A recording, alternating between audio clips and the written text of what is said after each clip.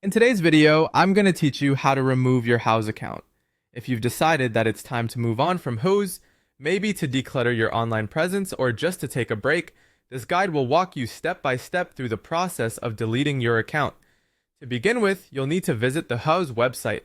Open your preferred web browser and type in www.houzz.com.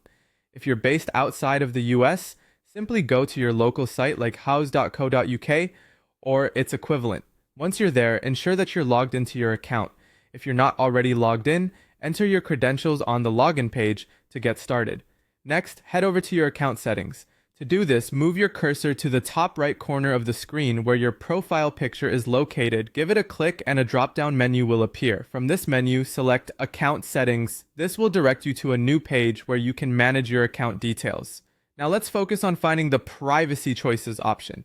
Once you're in your account settings, scroll to the bottom of the page. You'll need to take a careful look because at the bottom, you'll find the option labeled Delete My Houzz Account. Go ahead and click on that link to proceed with the next steps. The final part of this process involves confirming the deletion of your account. After clicking on Delete My Houzz Account, the website will prompt you with on-screen instructions to confirm that you genuinely wish to proceed with deleting your account. Carefully read any information presented as this ensures you are informed about what deleting your account entails. Houzz will clearly ask you if you're sure about this decision.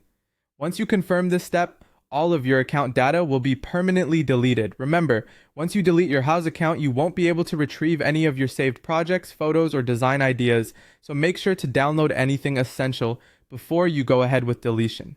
And there you have it. You've removed your Houzz account. We hope you found this guide helpful. And as always, if you have any questions or run into issues, don't hesitate to reach out in the comments below. Thank you for watching, and we hope to see you in the next video.